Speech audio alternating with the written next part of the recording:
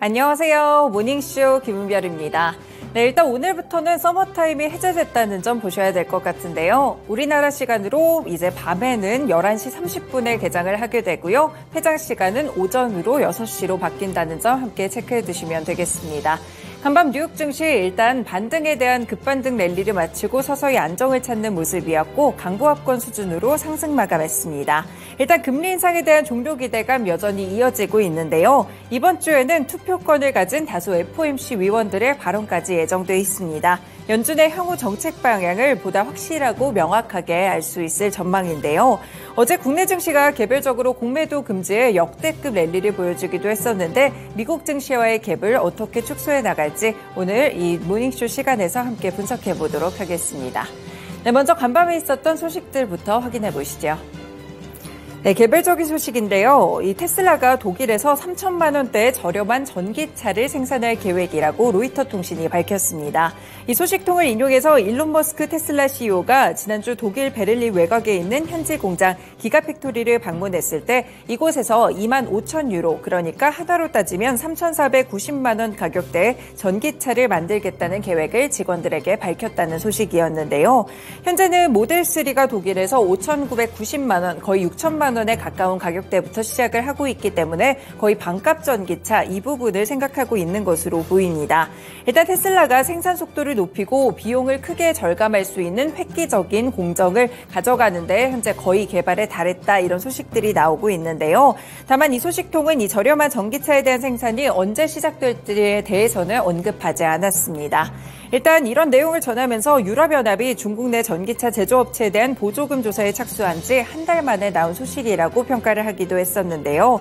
이 자사의 전기차 가운데 가장 저렴한 모델3를 중국 상하이 공장에서 생산해 전 세계에 수출하고 있는데 이것이 유럽 내 규제로 어려워질 가능성이 제기되면서 대안을 찾을 것이라는 해석들이 나오고 있습니다.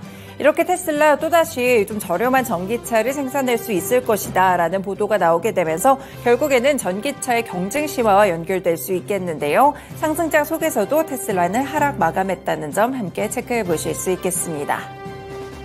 네, 두 번째 소식입니다. 제닛 옐런 미국 재무장관이 8일과 9일 이틀간 샌프란시스코에서 허리펑 중국 부총리와 회담을 한다고 미국 재무부가 밝혔습니다.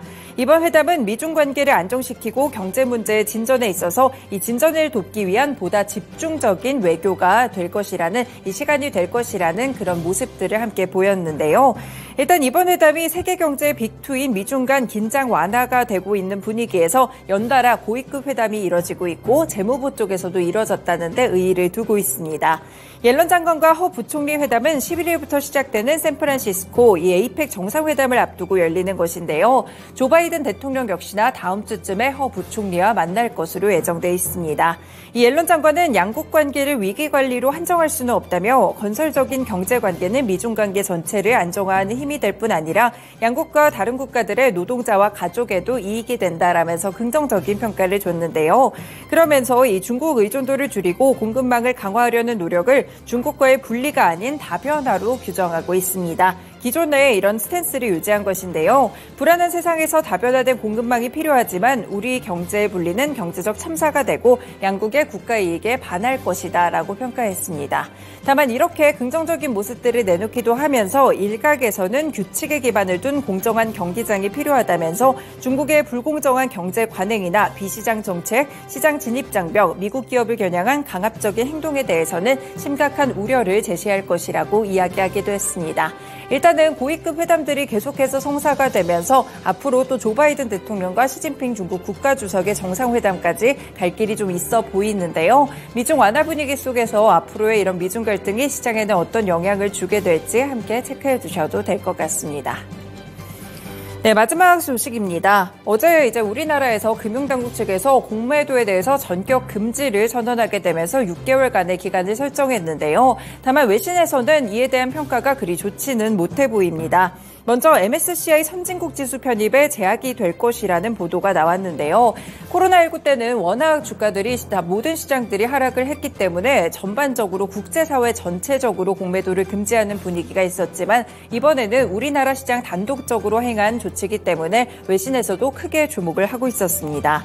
먼저 블룸버그 통신에 따르면 스마트카르마 홀딩스의 분석가 브라이언 프레이타스는 공매도 금지가 한국이 신흥시장에서 선진시장으로 이동할 가능성을 더욱 위태롭게 할 것이다라고 봤는데요.